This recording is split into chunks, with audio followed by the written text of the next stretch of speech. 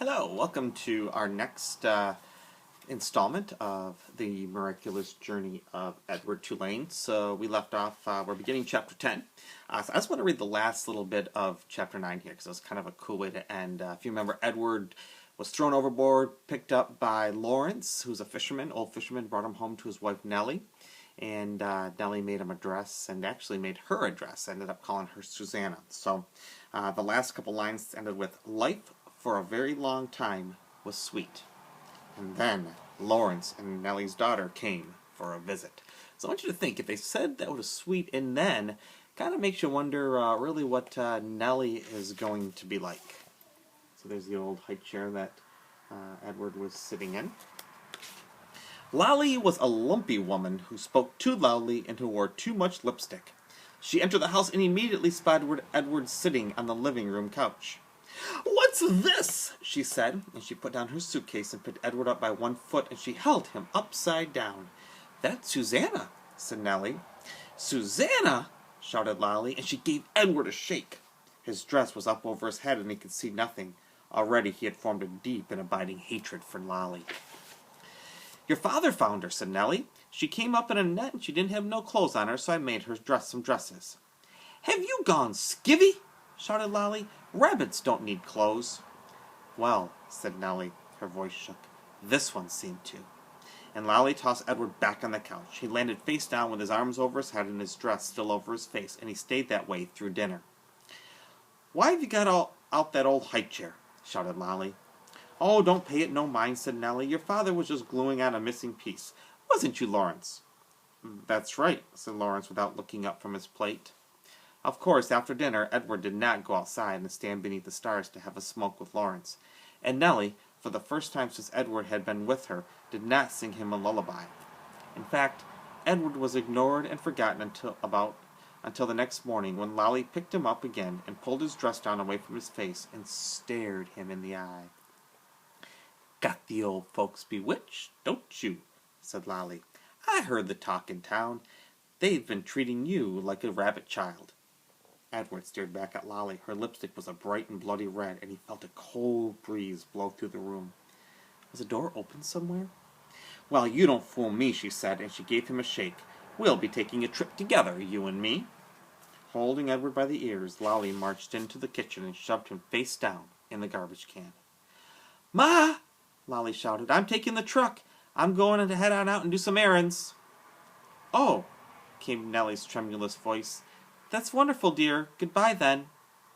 "Goodbye," thought Edward as Lolly hauled the garbage can out to the truck. "Goodbye," Nellie called again, louder this time. Edward felt a sharp pain somewhere deep inside his china chest, and for the first time, his heart called out to him.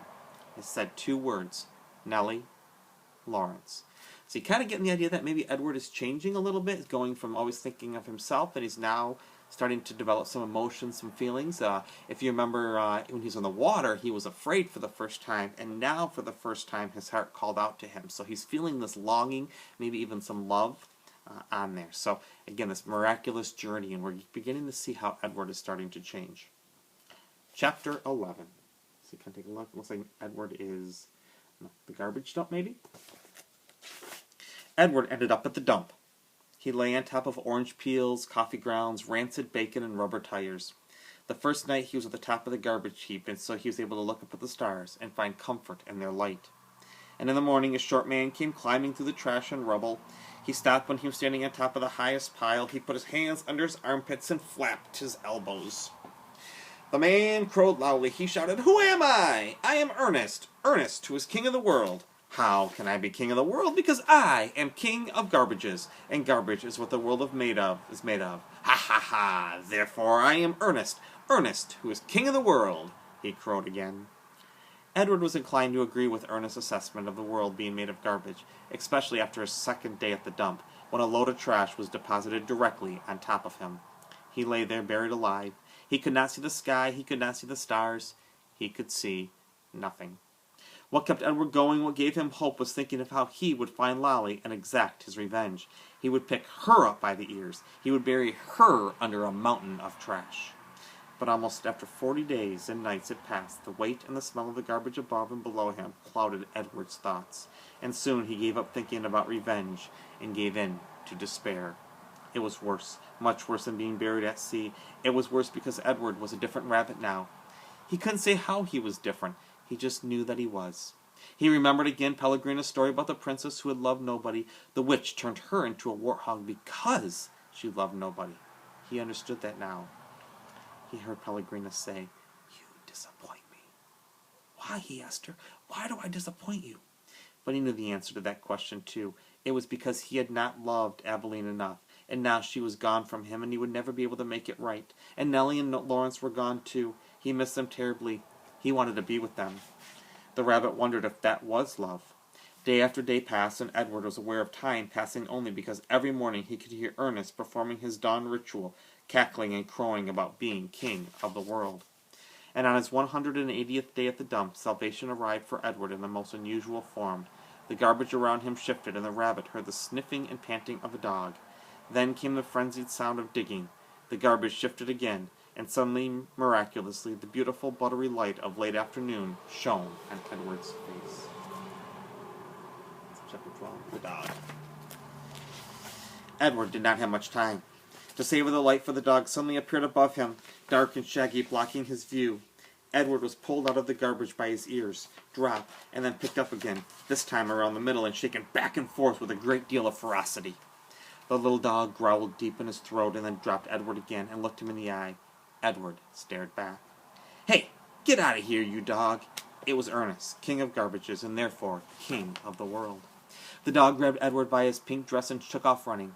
"That's mine! That's mine! All garbages is mine!" Ernest shouted. "You come back here!" But the little dog did not stop. The sun was shining, and Edward felt exhilarated. Who, having known him before, would have thought that he could be so happy now, crusted over with garbage, wearing a dress, held in the slobbery mouth of a dog, and being chased by a madman? But he was happy. The dog ran and ran until they reached a railroad track.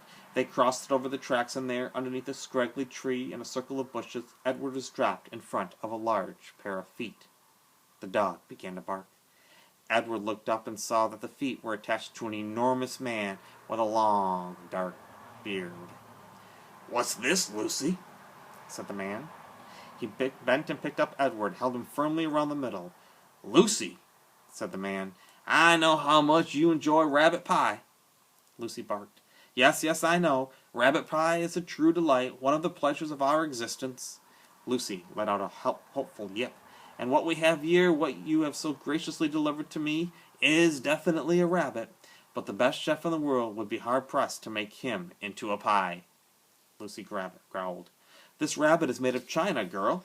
The man held Edward close to him, and they looked each other in the eye. "You're made of china, aren't you, Malone?" And he gave Edward a playful shake. "You are some child's toy, am I right? And you have been separated somehow from the child who loves you." Edward felt again the sharp pain in his chest. He thought of Abilene. He saw the path leading up to the house on Egypt Street. He saw the dust descending and Abilene running toward him. Yes, Abilene had loved him. "So, Malone," said the man, and he cleared his throat. "You are lost. That is my guess. Lucy and I are lost, too." The sound of her name, Lucy, let out another yip. "Perhaps," said the man, "you would like to be lost with us. I have found it much more agreeable to be lost in the company of others. My name is Bull. Lucy, as you may have surmised, is my dog. Would you care to join us?" And both waited for a moment, staring at Edward, and then, with his hand still firmly around Edward's waist, the man reached one enormous finger up and touched Edward's head from behind. He pushed it so it looked as if Edward were nodding his head in agreement. "Look, Lucy, he is saying yes," said Bull. "Malone has agreed to travel with us. Isn't that swell?" Lucy danced around Bull's feet, wagging her tail and barking. And so it was that Edward took to the road with a hobo and his dog. So we will end there, and we will begin again on Monday with the next 3 chapters.